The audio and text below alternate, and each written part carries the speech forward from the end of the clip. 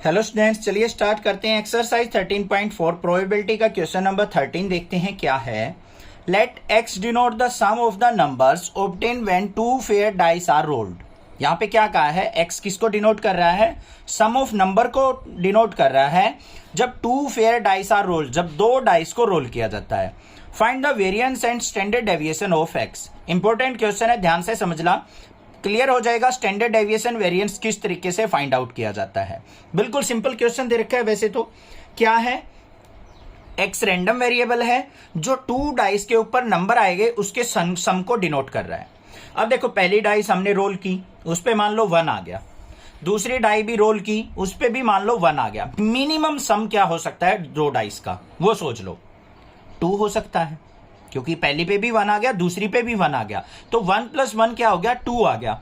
मतलब मिनिमम सम हमारा 2 हो सकता है। और मैक्सिमम सम कहां तक जा सकता है बच्चों, पहली डाइस पे भी 6 आ गया, दूसरी डाइस पे भी 6 आ गया, 6 और 6 12 तक जा सकता है।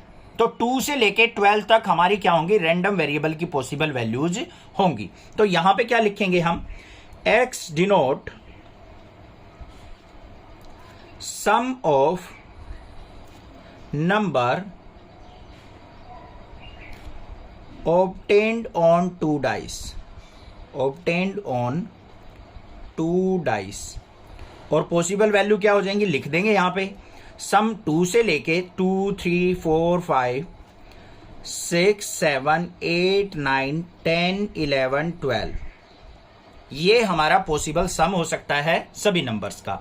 अब सैंपल स्पेस क्या होंगे, टोटल सैंपल स्पेस कितने होंगे बच्चों, 36। 2 बार डाइस को रोल किया है तो 6 × 6 36 सैंपल स्पेस होंगे। अब पहला केस आता है प्रोबेबिलिटी ऑफ x = 2। जब हमारा सम क्या आएगा, 2 सम आएगा। इसका मतलब पहली डाइस पे भी 1 आया है, दूसरी डाइस पे भी 1 आया है, तो प्रोबेबिलिटी क्या होगी, 1/36। फिर प्रोबेबिलिटी ऑफ x = 3, सम 3 आना चाहिए। तो कौन कौन से पेयर हो सकते हैं, मैं यहां पे समझा रहा हूं एक बार। 1 2 हो सकता है और 2 1 हो सकता है। ऐसे होगा या नहीं, 2 पेयर बनेंगे जिसमें सम हमारा 3 आएगा। तो प्रोबेबिलिटी क्या होगी, 2/36, मतलब 1/18 आ गई बच्चों।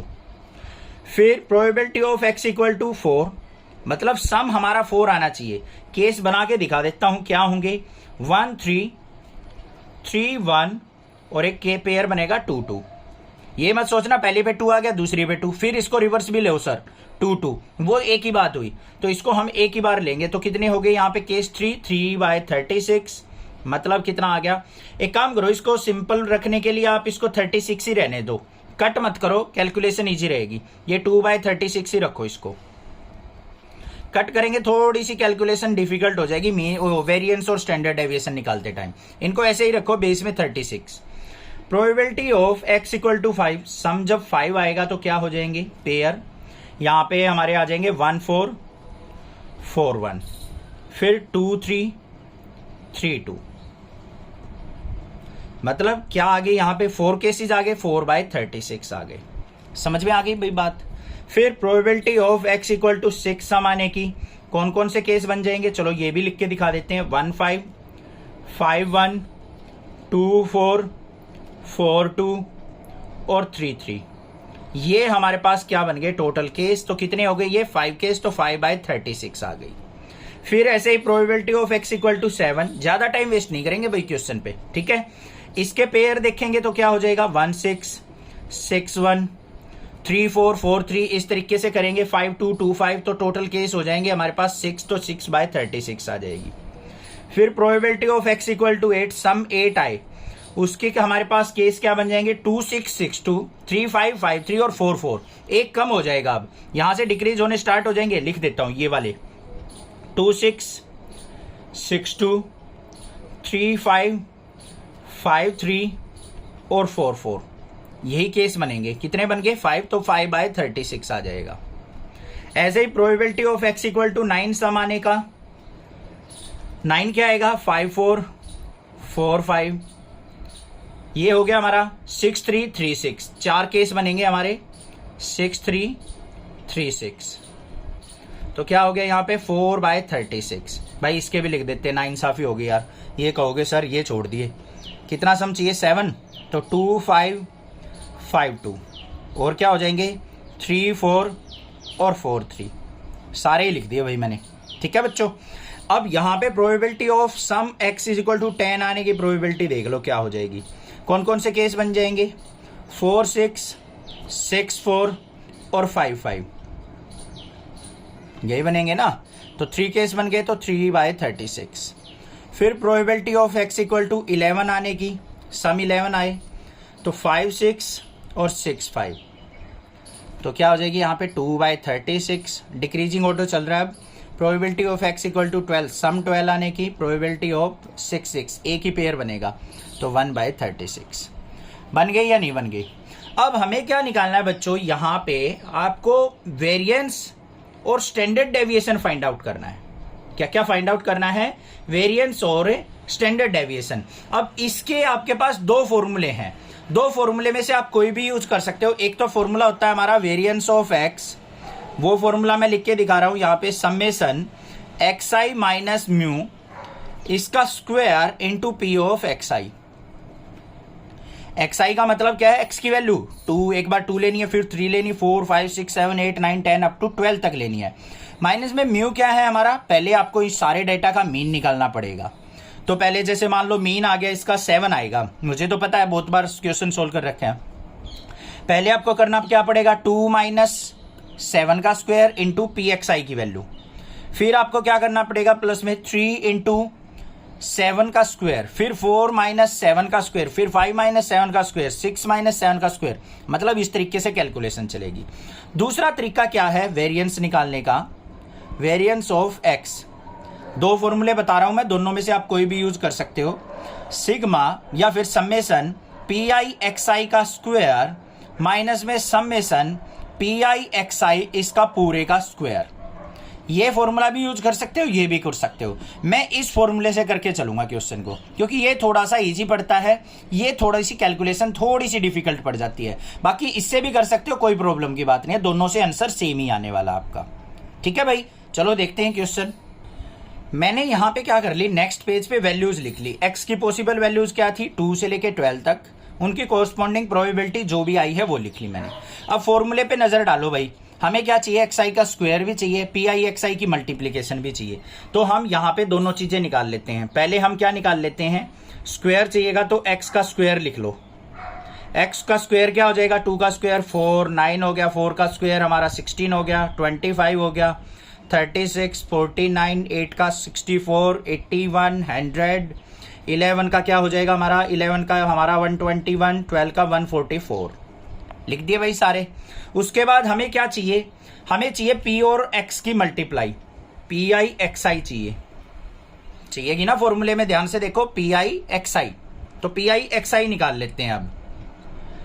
अब पी आई एक्स आई इन दोनों की मल्टीप्लाई, ये क्या आ जाएगी मेरे पास 2/36, 3 2 जा 6/36, 4 3 जा 12/36, फिर 20/36, फिर 30/36, 7 6 जा 42/36, 8 5 जा 40/36, 9 4 जा 36 ओ भाई हाँ ठीक है 36/36, 10 3 जा 30/36, 11 2 जा 22/36 और 12 1 जा 12/36। बिल्कुल ठीक है, आ गई भाई हमारे पास, कोई दिक्कत नहीं होनी चाहिए, कोई भी प्रॉब्लम नहीं है यहाँ पे।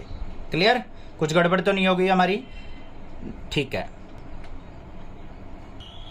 लास्ट वैल्यू रह गई हमारी पी आई एक्स आई का स्क्वायर, मतलब ये एक्स का स्क्वायर था और इसकी मल्टीप्लीकेशन रह गई। ये क्या आ जाएगी, सिंपल सी मल्टीप्लीकेशन आएगी ये भी, 4/36, 9 2 जा 18/36, इन दोनों की मल्टीप्लाई कर रहा हूँ। ठीक है, और फिर 12 3 जा 36/36, गड़बड़ तो नहीं कर दी, नहीं 16 3 जा, ध्यान से करना भाई, गड़बड़ हो जाती है कई बार, 48/36, 25 की 4 से करेंगे तो 100/36, फिर आएगी 180/36, 49 की 6 से करेंगे 294/36, फिर 320/36, फिर 324/36, फिर 300/36 और 242/36 और 144/36।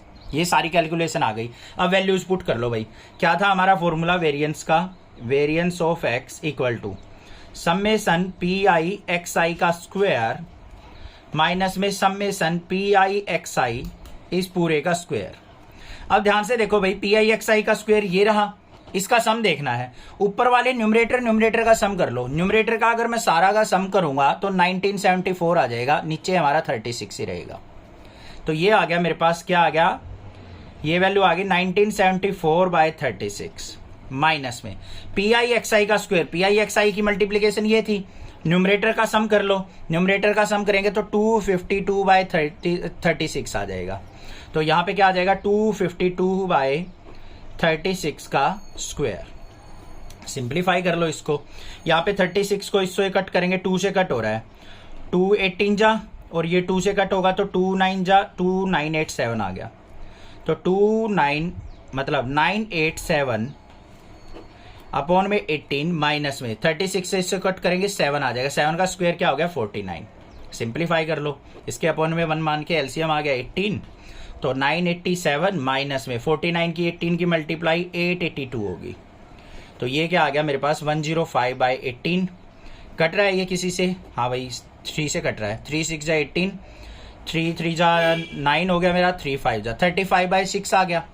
अब ये तो आ गया मेरे पास वेरिएंस। इसको पॉइंट में भी निकालना चाहो तो 6 से कट करो इसको, 6 5 जा 35.8 और 3, क्या आ गया मेरे पास वेरिएंस 5.83। अब स्टैंडर्ड डेविएशन निकालना है हमें। तो स्टैंडर्ड डेविएशन क्या होगा, x इक्वल टू 5.83 का अंडर रूट सिग्मा। तो ये क्या आ गया 5.83 का 2.4 के नियर अबाउट होगा। यहां पे लिख देंगे हम नियरली, राउंड ऑफ करके लिखा है 5.83 का 2.39 समथिंग आएगा, उसको राउंड ऑफ करके 2.4 लिख दिया। ये आंसर आ गया मेरा। क्लियर हो गई बात? बाकी दूसरे फॉर्मूले से भी ट्राई कर सकते हो, इसमें कैलकुलेशन थोड़ी सी ज्यादा डिफिकल्ट लगे तो आप इस फॉर्मूले का यूज करके भी कर सकते हो। इसमें आपको क्या करना है, एक बार मैं थोड़ा सा हिंट दे देता हूं आपको, ठीक है बच्चों। यहां पे देखो एक्स आई की पहली वैल्यू क्या है, 2। देखो ध्यान से 2 है, तो आपको करना कैसे पड़ेगा, 2 माइनस म्यू की वैल्यू 7 आएगी, मीन की, मीन तो निकालना सीख रखा है आपने। 2 माइनस 7 का square into p of x i, इसकी प्रोबेबिलिटी क्या थी 1/36। फिर प्लस में 3 माइनस 7 इंटू इसका स्क्वायर इंटू में इसकी प्रोबेबिलिटी क्या थी 2/36। फिर प्लस में 4 माइनस 7 का स्क्वायर, इसकी प्रोबेबिलिटी 3/36। ऐसे चलते चले जाओ, 5 माइनस 7 का स्क्वायर इंटू 4/36। फिर 6 माइनस 7 का स्क्वायर इंटू 5, यहाँ पे 5/36। फिर प्लस में 7 माइनस 7 का स्क्वायर इंटू 6/36। फिर प्लस में आगे भी चलती जाएगी, अभी 8 माइनस 7 का स्क्वायर, ऐसे करके सारी वैल्यूज को सिंप्लीफाई करना पड़ेगा। इस तरीके से भी कर सकते हो, इससे भी कर सकते हो, दोनों से आंसर सेम आएगा हमारा। कोई दिक्कत लगे आप मुझसे पूछिए, अदरवाइज चैनल को सब्सक्राइब कीजिए, लाइक कीजिए और शेयर कीजिए। Thank you students for watching Nexa classes video.